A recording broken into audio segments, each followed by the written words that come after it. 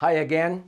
In this episode, we're going to answer the question, how much should I contribute to an IRA or 401k? Well, the short answer is nothing. Now, actually, I'm not totally against putting money in an IRA or 401k, but you have to think about the big picture. And I think too many people in America put far too much money in yet to be taxed IRAs or 401ks, thinking they're going to be in a lower tax bracket when they retire. So in this episode, I'm going to give you some epiphanies, ahas, because I know what you're thinking. And so many times we just sort of follow the herd.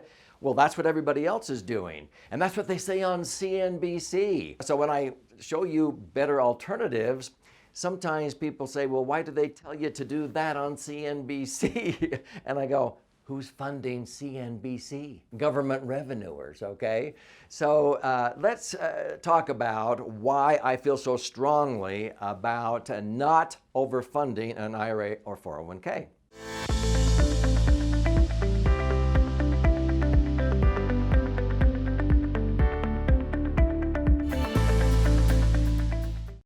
My name's Doug Andrew, and I've been a financial strategist and retirement planning specialist for more than 45 years. And so I've used this metaphor many, many times. If you were a farmer and you had the choice to pay tax on the seed or the harvest, okay? You could either save tax when you bought the seed and you planted it, you cultivated it, you irrigated it, you worked hard, but then in the fall of life, when you go to harvest your IRA 401k money, now you agree to pay tax on what you sell your harvest for.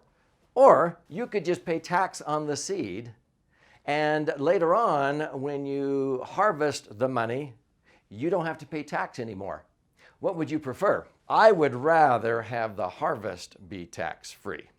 Now, what I've done with many, many clients for years is help them have their cake and eat it too. I don't have time in this episode to do that, but if I have to choose between a tax break on the seed money or the harvest, I'll take the harvest any day, because most people are not in a lower tax bracket. But I can show you how to have tax-free access to your money, which is the most important. But if you want an indirect deduction to have 100-cent dollars on the front end and 100-cent tax-free dollars on the back end, watch some of my other educational episodes and I'll give you some insights on how to do that to connect all these dots. So many times I'll ask people, you know, if you had an IRA or 401k, let's say that you were starting a business, and I go, listen, let's be partners. And when you grow this business, I get a third ownership in this. And so at the end of the day, when you sell this business, when you cash in, I get a third, okay? Now, you're going to do all the work. And if you tap into that, or you try to give me some money, or you take money out of this business before I say you can, I'm going to penalize you 10%. You're going to owe me 10% more than the third. And if you don't sell this business by the time you're 70 and a half, that's going to bugger up my plans because I'm counting on this revenue. I will charge you 50%, and I still get my portion. I want my money when I want it. Would you go into business with a partner like that? And people go, heavens, no, that sounds stupid. I go, well, I just described an IRA or 401k to you. They go, huh? Yeah, see, who's your partner? It's Uncle Sam. Watch, I'm going to go over here and show you a graph that'll show you, that helps you understand the difference here. So what I've done here is illustrated the growth and tax of deductible plans. When we sock away money and it accumulates in a tax-deferred IRA or 401k, Uncle Sam is your partner. They continue to get a third of whatever it grows to. And that's why I ask, were you planning your retirement or Uncle Sam's? Now, if I had my druthers, okay, I'd rather, instead of having deferring the tax, which means increased taxes, you're just procrastinating, you're postponing. I want to have no tax. So I like to use my money on the front end, but if I have to pay tax on the seed money, that's okay. But with different strategies, I get my tax deductions indirectly. And then I accumulate my money in my favorite vehicle. It's called the Laser Fund. And I'll show you how you can get a free copy of my most recent book called The Laser Fund. But I accumulate my money tax-free. See, there's no partner in there.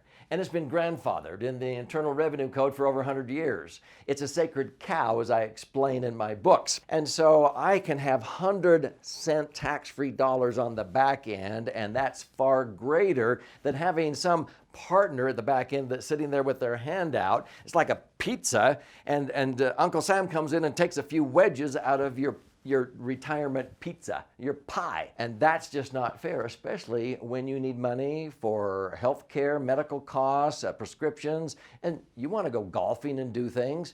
And so instead of living on 67-cent after-tax dollars, I like to live on 100% tax-free dollars when I retire. Let me show you mathematically how this works. You ready to be blown away? Let me show you mathematically how this works.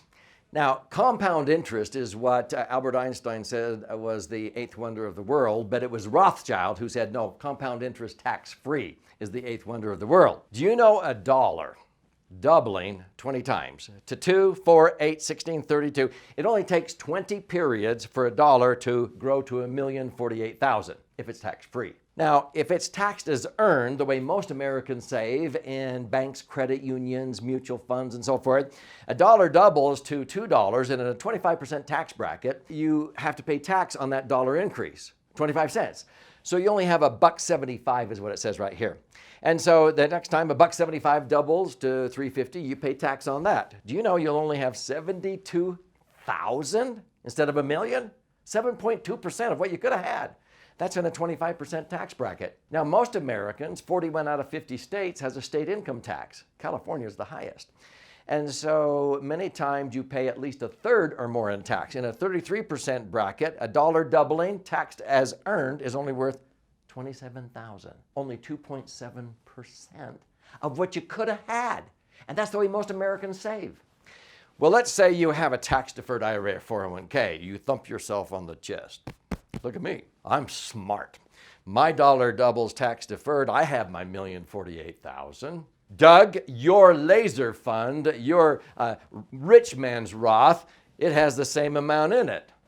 What's the diff? Here's the diff. When you go to retire, it's like the back nine of an 18-hole golf course, okay? When you are playing the game of life, you got to focus on the back nine when you need the money. So if you have a tax-deferred IRA or 401k with $1 million in it, and I have my rich man's Roth, my laser fund with $1 million, and let's say I need $100,000 a year to buy gas, groceries, prescriptions, golf green fees. In order to net $100,000, I would need to pull out $150,000. Why? Because I have to pull out $150,000, pay tax of a third, $50,000 to net $100,000. My IRA or 401k will be drained dry. That nest egg will be dried up in 11 years. Because you have to pull out 50% more in a 33% bracket to have the same net spendable income. Do you know that the way most Americans save, they wouldn't even make it 1 year? So that's really poor. An IRA or 401k is out of money in 11 years. The reason I like my laser fund is I pull out $100,000. It's not deemed earned, passive, or portfolio income. The IRS knows I receive it. They know it's tax-free. It's a sacred cow. I get to spend $100 when I withdraw $100. It's tax-free on the back end. And if I die, it blossoms. But watch, after 11 years, when the IRA or 401k is out of money, I still have my million ahead of inflation. Let's say my wife or myself, okay, if either one of us lived to be 90, 94, because the fastest growing segment of American society today are those people reaching over the age of 100. Out of a baby boomer couple, one of you will make it to age 95 most likely. If I live another 20 years with $100,000, that's an extra $2 million. And I still have my million. That's a $3 million better retirement savings nest egg than an IRA or 401k. How about you? What would you rather have? $1 million that depletes in 11 years? Or would you like one that goes on into perpetuity if I live to be 120 and when I finally die it blossoms and transfers tax-free? Same amount, but see, you choose investments based upon which ones generate the most. At the time in life, you're going to need the money the most. That's why I will never own an IRA or 401k. Other than that, I don't have any strong feelings on this subject. So the answer to the question, how much should I contribute to an IRA or 401k? I would say nothing unless you've got such an irresistible match from your employer. But you're going to have to pay tax on it, and maybe their match is covering the tax, but not one dime more than that. I would put it into something that's going to accumulate your money tax-free, then be able to access it tax-free, and when you die, it blossoms and transfers tax-free. And I have all kinds of stories of this, but let me just share one quick one. We had a fellow that came in and he was in the highest tax bracket. The story is in my book, The Laser Fund. And in 5 years, we got his money out of his IRAs or 401ks. He had $4 million in there. And we got it out, and that was the net after tax. It hurt while he was getting it out, but he was going to pay tax on it sooner or later anyway. You're not saving anything by putting it off. After 5 years, we took him from the highest tax bracket to a 0% tax bracket. Would you like to do that? Now, we can't do that for everybody, but that $4 million in his laser fund is now doubled to $8 million, and he's been earning 8 to 10%. He could withdraw every year about $800,000 a year in tax-free income forever. He likes that way better than an IRA or 401k. If you want to learn more, I would recommend you watch this episode here, and you'll have the opportunity in that episode, if you'd like, to get a free copy of my book, The Laser Fund, if you want to dive deep and learn how this all works.